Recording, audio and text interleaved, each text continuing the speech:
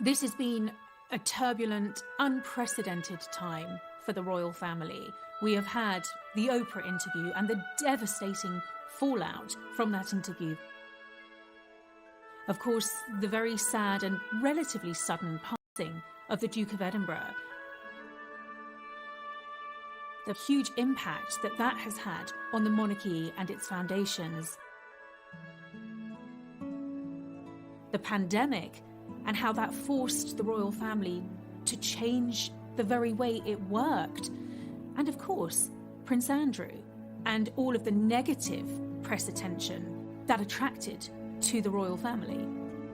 Kate has been very much a peacemaker behind the scenes. It's no secret that the brothers fell out really very badly. At one point they weren't even talking. There have been deep strains and tensions and a rift which has really divided the heart of the royal family, and that's been very upsetting for Kate to see. She knows how close William and Harry have always been, but actually it was Kate who ultimately brought them together. And, you know, in many ways the royal family have lost the patriarchal figure. Prince Philip was often the one who would sort out rifts within the family, and here was Kate stepping into that role.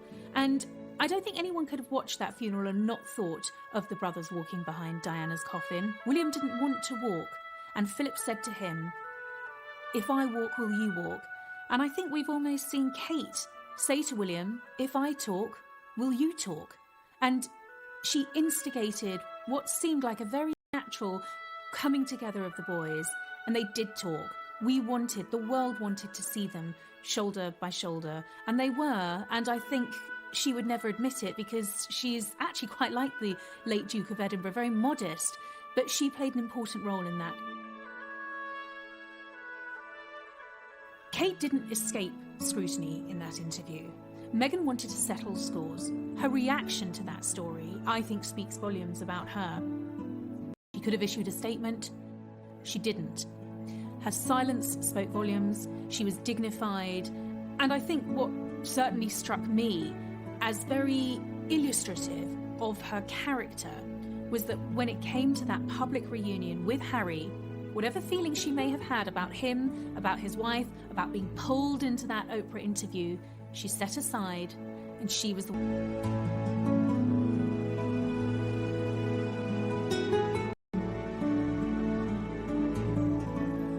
Kate now has 10 years of royal service under her belt, and I think certainly the past year has proved that really she can deal with anything and everything that life throws at her. Kate's had a natural evolution of her role in the last few years, and we're seeing her more at the forefront of the royal family. Her children, of course, are out of the baby stage, just about, so she has more time. But also she's developed so much in terms of her role. Her experience has grown, her confidence has grown. She's put in the work over the years, nearly a decade of being a member of the royal family, and she really knows what she's talking about now. She absolutely dotes on her children. She loves being a mother, and it's no coincidence that her cause, her plight, her mission for the rest of her life is to invest in the mental health and well-being of the next generation. People often ask why I care so passionately about the early years. Many mistakenly believe that my interest stems from having children of my own. And while, of course, I care hugely about their start in life, this ultimately sells the issue short.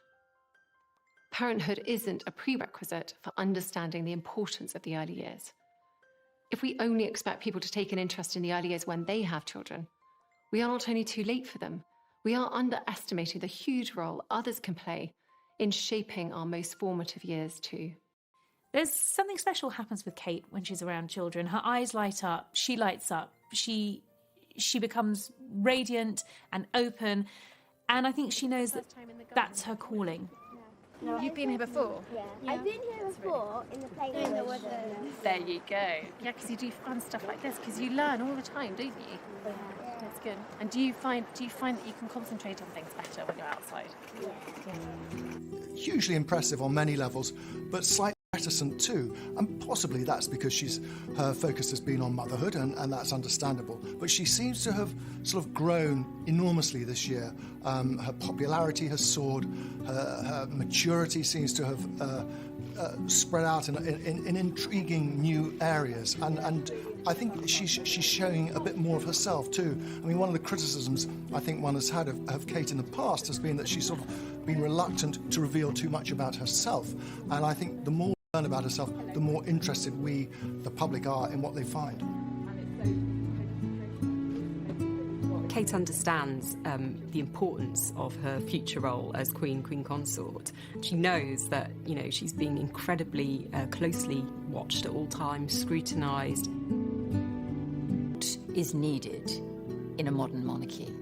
And I think they recognise what monarchy can do and what monarchy should do. William has always been a great admirer of his grandmother, and I think he has modelled himself on his grandmother, more so than on his parents. And I think he takes a lot of advice from his grandmother, and Kate knew what was coming when she married into the family. William and Kate in particular, I think, recognise that they have to remain relevant. The monarchy has to remain relevant to the next generation. And if that means them opening up more, finding new ways to communicate, whether it's via social media or appearing in television documentaries, they're willing to embrace that. He's a one-man fundraising machine. We're seeing her open up more on a personal level, and a lot of it's to do with the way that she has been communicating. There's been a lot of video messages. We have been privy to some of the video calls that she and other members of the royal family are making, and that feels a lot more direct and accessible. I'm Catherine, and this is William next to me. And are you holding up pictures of your mummies and daddies? Yeah. Yeah. This is a picture of my mum, and she works for the NHS as an admin for the health visitors, and I'm really proud of her. Oh. Yeah, well done you. Can you hold it up a bit to your left so we can see it? That's it, brilliant. Look at that. Well done. But she certainly seems much more comfortable in putting herself forward, in sharing things. We've had her appearing on a podcast, exposing some vulnerabilities as well, which I think people really can connect to. So she's talked about the challenge of being a new mum and having underestimated the impact it would have on her life.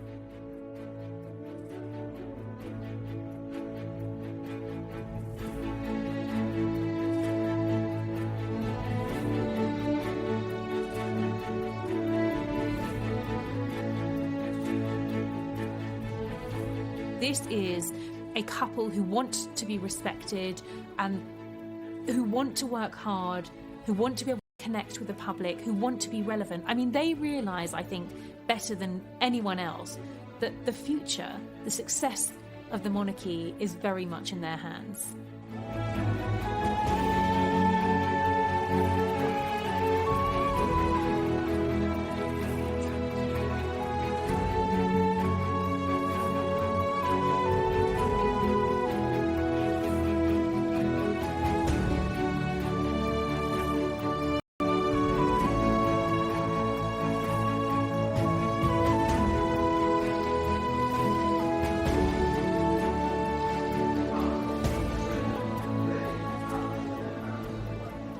I believe a lot of how the Middletons, her parents, brought her up and what they felt their sense of purpose was. If you contrast her upbringing with Diana's upbringing, Diana came from a very unstable background, a broken home, and she had nothing solid behind her. Kate has got this real, solid, normal family as a backdrop to her life. And one of the things that I think William really loved about Kate was her family. Kate obviously wants to replicate that strong family unity in her own family going forward. And she's talked about, wanting to continue things that she used to do with her mother and her grandmother, whether it's lots of arts and crafts or being outdoors with the children. She's very much focusing on the, how to give them that normal, stable and loving environment for them to go forward and prosper.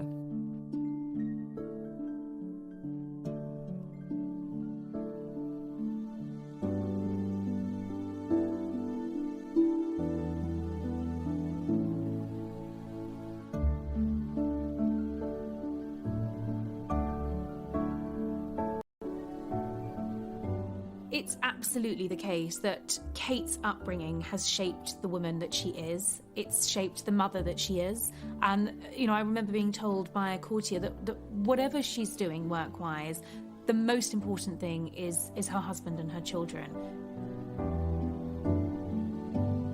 William and Kate have always made it very clear they wanted to give their children as normal an upbringing as possible. So we've seen Prince George and Princess Charlotte, and of course Prince Louis will in future go to Thomas's at Battersea, which is, a fantastic school. But I think what's interesting about it is that while it's brilliant academically, it also has a big focus on well-being. I would think it's no coincidence that they've sent their children to a school where the motto is be kind. My own commitment is to the youngest and most vulnerable in their early years, babies, toddlers and school children, and to support all those who care for them. They've done a great deal to keep the younger generation tuned in to what they're doing. If you look at mental health, if you look at young people's welfare in particular, they've both been very closely involved with that, particularly from the mental health point of view. And I think that is going to be on the consciousness of young people. And I think with William's Earthshot Prize, that will really capture the attention of a younger generation. So the Earthshot Prize itself is really a way of elevating people's voices, solutions that may be out there that we've never heard of or haven't had the chance to scale up. So it's really the most prestigious global environmental prize you can imagine. And it is truly global. We've got a prize who are going to filter through a number of these solutions to try and really tackle some of Earth's greatest environmental challenges. We know that young people are very motivated by green issues and genuinely are concerned for the future of the planet. And I think by him enlisting some high-profile figures and bringing it to the world stage, they are able to engage with that younger generation. I think that will continue. Possible solutions to fixing and tackling some of the world's greatest environmental challenges. The only power that members of the royal family have are this convening power. Because of who they are, they can get people together. And William has demonstrated that he's learned about that with this programme he announced recently, the Earthshot programme. He's put together some very impressive people.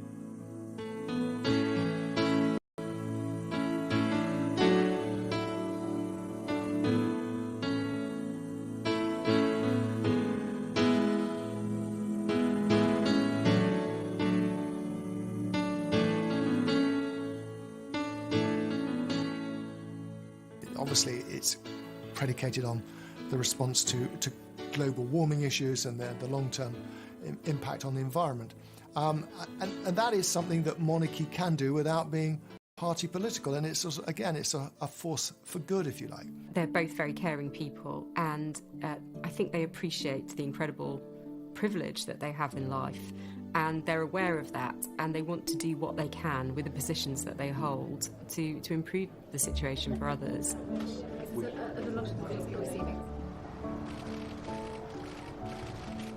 Kate in particular, I'm thinking about her work on mental health and early years has very much stemmed from the problems she's seen adults encountering, whether it be depression or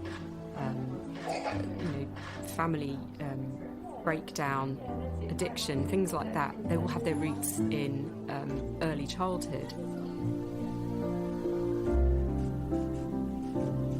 And by focusing on that, it's her way of trying to contribute to a real societal change over a long period of time. This isn't just about unveiling a plaque, cutting a ribbon and then going home. They really are connected to the issues that they're focusing on. I was with the Duchess in 2020. Kate launched her new campaign, her involvement with the early years, which I think, has actually allowed us to see far more of the real Kate, a side to the Duchess that most people don't really get to see. And I was actually with Kate in Cardiff for a day where she was visiting a children's centre. And, she really does children.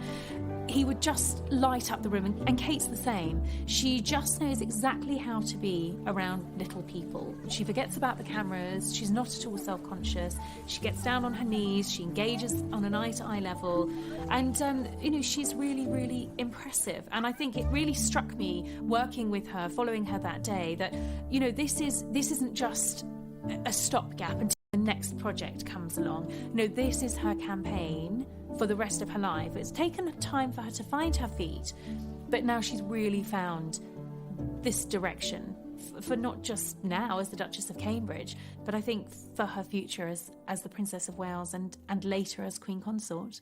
There is an authenticity in how they deal with small children. Again, I hate bringing back the lessons of the past, but it's clearly something that William will particularly remember from his mother, the way that Diana got down to a child's level so that she could look eye to eye to children, whereas royals up to that point would put their hand down and look down at children, and children would have to look up. And that's something that Kate and William have started to do. They will make a point of getting down to the child's eye level. And it's all that to do with that eye contact. They've learned that it means so much more to a child if an adult gets down to their own level. Kate is very interested in the early years of children and their development, and how, if things go wrong within the first 5 years of a child's life, it can lead to problems later on, such as addiction and family breakdown. Do you feel if the help had been there earlier, external, in your family environment, do you think you would have accessed it earlier, or did it get to the pushing point for you to then sort of come to a point where you were able to speak about it? She's recognised quite early in her royal career, if you like, that we can tackle these problems right at the very start, and she's made it her mission to make sure that every child has the best possible start in life. Too often, people feel afraid to admit that they are struggling with their mental health. This fear of judgment stops people from getting the help that they need, which can destroy families and end lives. Initially, it started off that whole mental health campaign, a sort of a heads together thing, Harry, William and Kate, and then Meghan briefly. But she's got much more involved than perhaps people realise. And I think she might have had a little bit of experience from within her own family. Her brother James had problems with his own mental well-being. He's very bravely talked about it, and in fact wrote about it too. And that may have helped sort of form an idea in Kate's head, and she came with a bit of knowledge, if you like, about these kind of issues. Children and families, and that's where she has really learned a great deal about the importance of parents' mental health in very early childhood. And she's really learned that parents need to be supported as much as the children to provide this nurturing environment in which children can grow up and hopefully be resilient to what life might throw at them later on. You're all here today because we care so much about transforming the mental health of children, people and their families. I have learned so much about early childhood development and the importance of support for parents through your work here at the Anatory Centre. This is something I really do care about. In the same way that the Duke of Cambridge has taken on difficult, sensitive issues such as male suicide, we see the Duchess take on issues that we perhaps don't traditionally associate with the royal family. So, for example, she is patron of the Anna Freud Centre. She has made a real commitment to mental health, to addiction, to helping young children and families deal with problems before they manifest themselves and become something more serious in that child's adolescent years. So she's very much invested in the issues that affect society. She's not hands-off. She's engaged. She's involved. I think she's obviously very interested in children, having been a mother herself now for 7 years. I think that she's also encountered so many times adults who have suffered as a result of things that happened to them in early childhood. And she recognised quite early on that if you can treat these problems before they become problems, before they develop, and have early intervention, you can prevent so many social problems later down the line.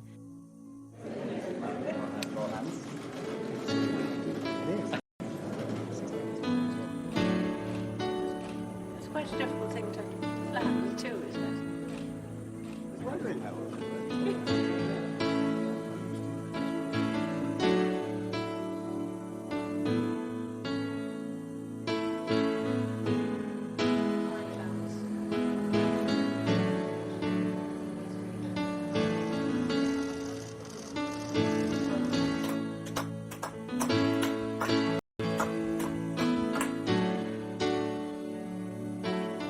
monarchy, in the form of William and Kate and the Prince of Wales and the Queen herself, have, I think, really, really not so much upped their game, but they have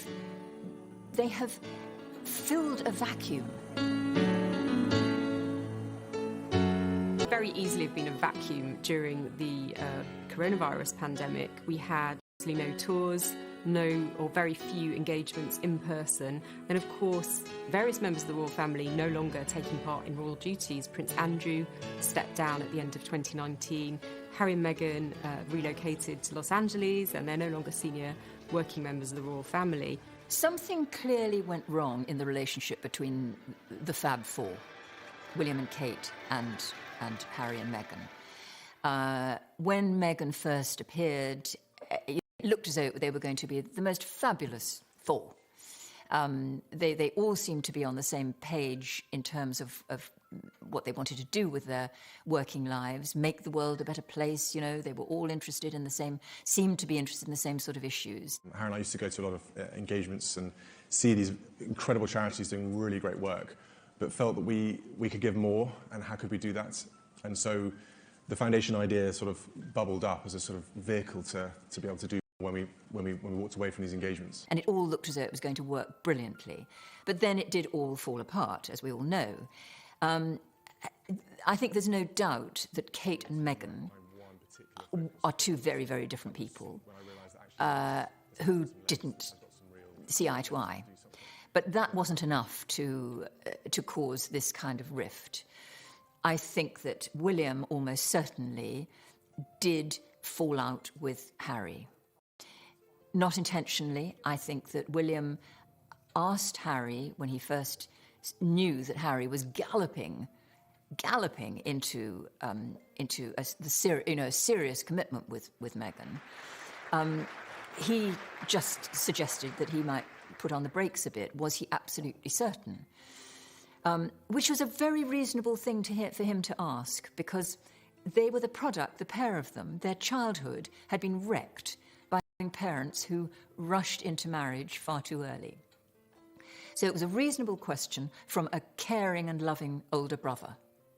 Harry, I think, took it very, very amiss and was angry, and I don't think has forgiven William. William probably does have a major regret over the conversation that he had with his brother around the time of the engagement, when Harry and Meghan got engaged, when William basically sat down with Harry and urged him to just take his time, not to rush into anything. What was intended as well-meant brotherly advice didn't go down with Harry at all. Harry felt that he didn't have his brother's support, and that really was the beginning of the breakdown of what was, up until then, an unbreakable brotherly bond. My personal feeling is that Meghan was very unhappy here.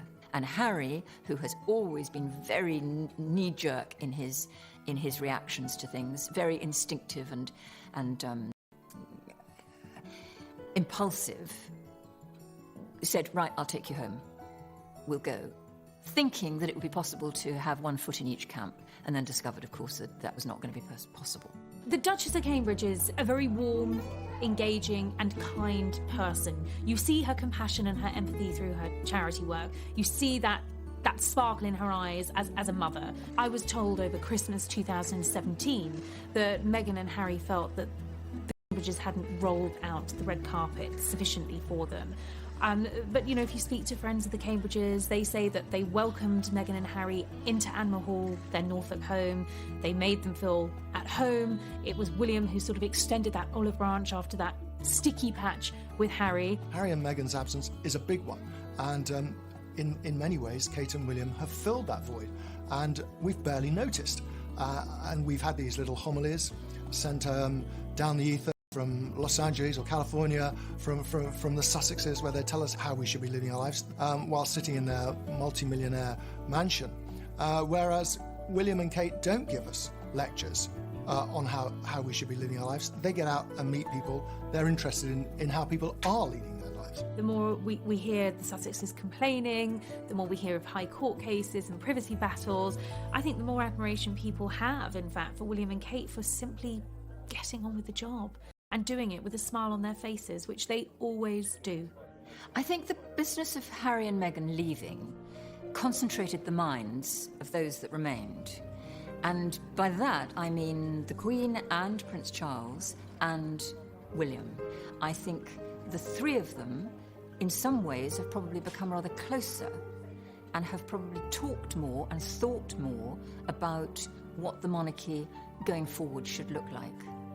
I think everyone has huge admiration for the way that the Queen has handled this crisis.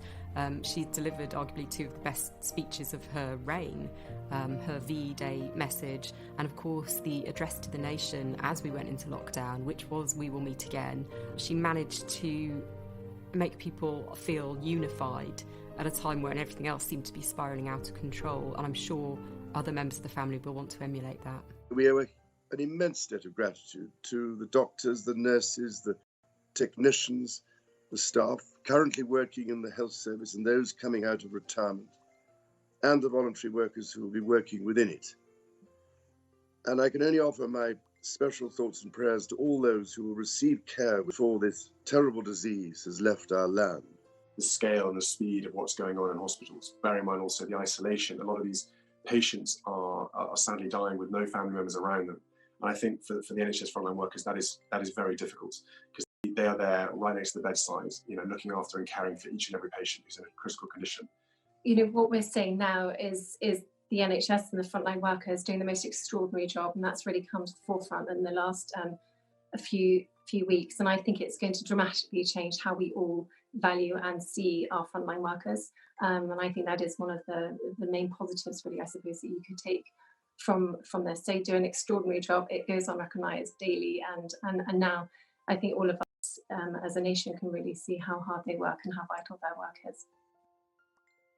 We've seen them take on more substantial projects. So the Earthshot Prize, which is going to be William's, chief project for the next 10 years. And it's something you can compare to the Prince's Trust or even the Duke of Edinburgh Awards in terms of the impact that it can potentially have.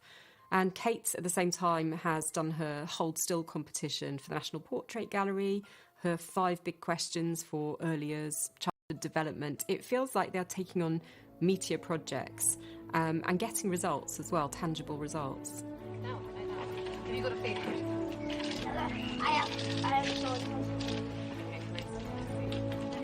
Her photography has become much more than just a fun pastime. It's actually become really quite an important part of her life now, and she is using that passion for photography, those connections through her patronages, for example with the National Portrait Gallery, to stage very important exhibitions such as Hold Still. So obviously we launched Hold Still back in the spring, which was a project spearheaded by the Duchess of Cambridge, who's the patron of the National Portrait Gallery, and we did an open call to the public to submit images of their experience during lockdown.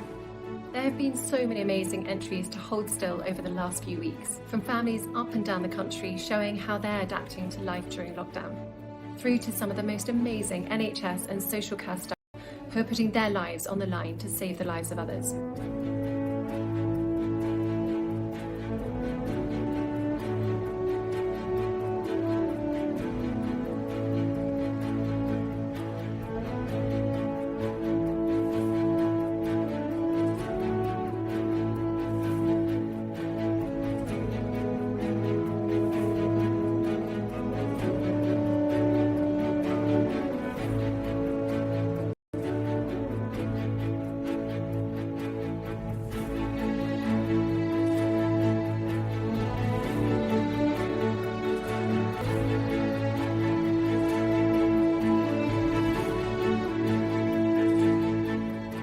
And I think what we saw with Kate was use her passion for photography to tap into the public mood and come up with a very unique and very successful photographic exhibition. I mean, the first virtual exhibition of its kind. And here at the helm, driving it, is the Duchess of Cambridge.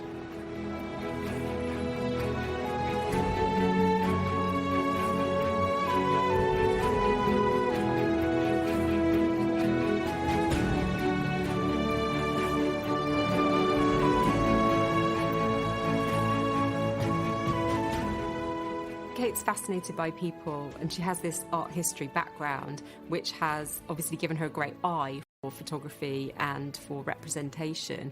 I think a project that I found particularly moving was the portrait she took of Holocaust survivors with their grandchildren.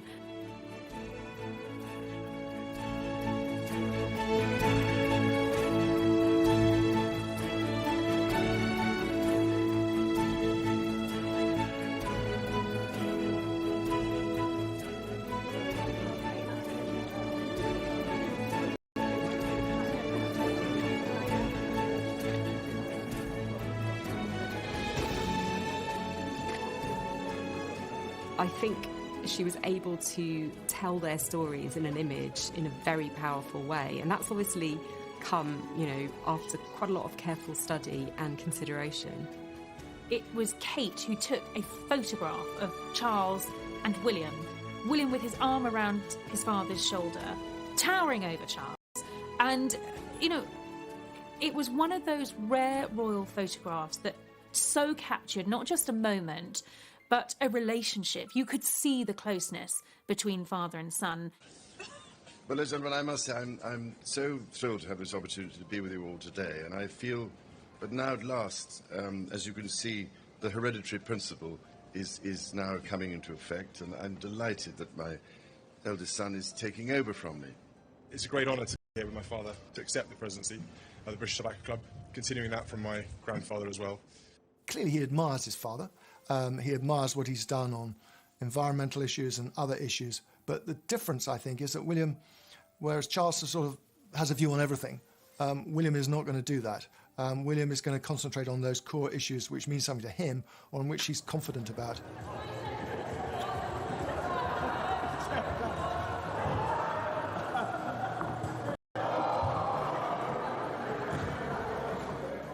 You do see them with William and Kate and Charles and Camilla at the start of 2020, which is quite unusual. And I think it would be great to see more of them doing things together. There does appear to be a very warm friendship between the Duchess of Cornwall and the Duchess of Cambridge. Camilla is someone who's got a great sense of humour. She's very good fun. And, of course, she knows the ropes. She has had a life on the outside, if you like. And she has learned, through some fairly difficult circumstances, how to work as a member of the royal family. And I think that she and Kate would have been able to support each other quite a lot from that point of view.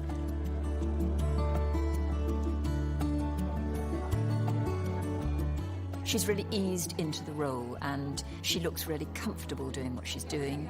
She's got her own style. I find her hugely admirable, because she very often appears, and during the lockdown period, appeared a lot alongside William. She doesn't take over from William at all. They are like equal partners. She is not outshining him. She's not making any bid to be in competition with him. She's good on her own, and they are very good together. And of course, it is reminiscent of another era. I mean, it's, you could turn the clock back 30 years to the early days of Charles and Diana and the way they engaged so purposefully around the world. And it's an echo of all that. One of the key things I think that makes it work for them is their shared sense of humour. So it's quite self-deprecating. There's a lot of very affectionate teasing of each other. And there's this competitive edge, which is always great fun to watch. I particularly enjoyed them having a go at Gaelic football on their visit to Norway at the start of 2020. There was a lot of discussion about who was handling the hurling stick better.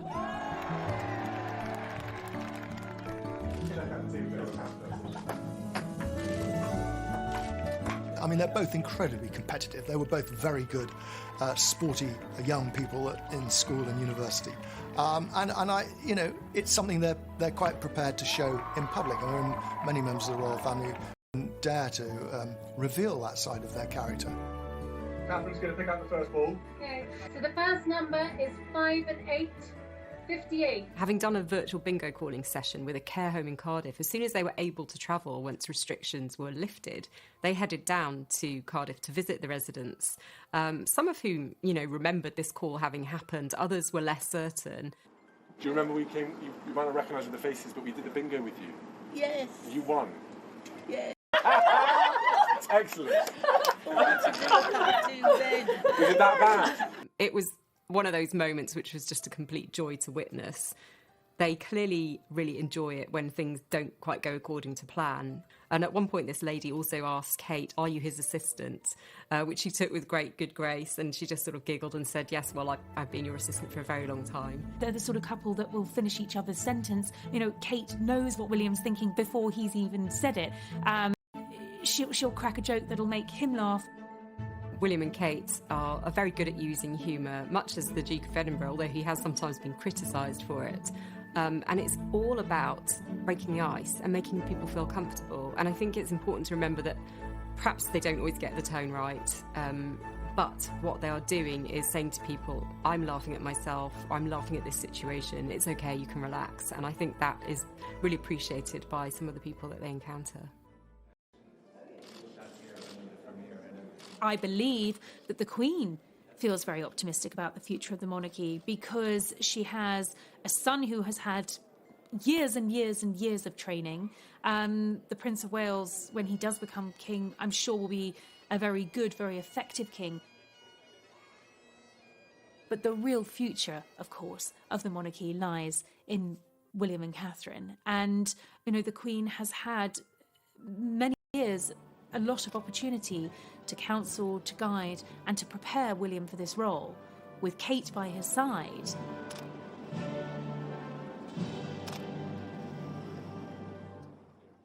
Where there is, I think, a relevant point is the role of monarchy, and at times of national crisis, monarchy seems more relevant than ever. And when we have a very divided nation, as we do, and political infighting that carries on almost on a daily basis, the fact that the royal family can sort of transcends all that and can make us feel better about ourselves is a good thing. And it's really where William and Kate have been in their element, at sort of smoothing over troubled waters, if you like. In terms of William and Kate preparing for their future roles, it's ongoing work, and it's something that has been ongoing since the time of their marriage.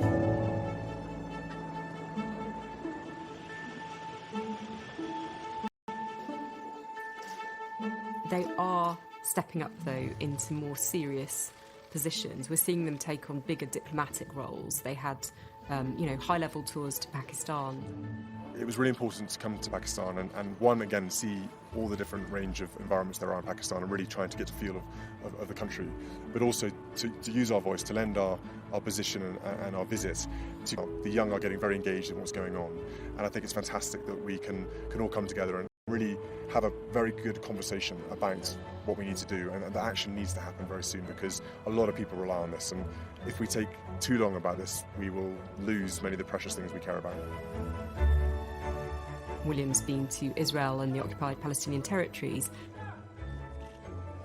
There was a big trip to Ireland at the start of 2020. And these are all politically sensitive tours that you'd expect a senior member of the family to undertake. And the fact that they're being given these responsibilities is just one level of the preparation for their future roles that's taking place. The crises, if you like, for monarchy during lockdown, of course, was it depends on its visibility, being seen. And they couldn't be seen in the conventional way. But Kate, I think, and William, too, grasped the metal in a remarkable way, and they realised that they could use technology to overcome these obstacles. And I think that's why we saw them become the Duke and Duchess of Zoom and Skype and everything other measure they could use to get out there and be seen in that way. The royal family have understood that this is a scenario where they have to be visible, they have to bring some relief in some ways, but also to show some stability and unity at a time when the country's really struggling. But they used that opportunity to spread the message, if you like, that the monarchy is still here. We're here. How can we help? What can we do?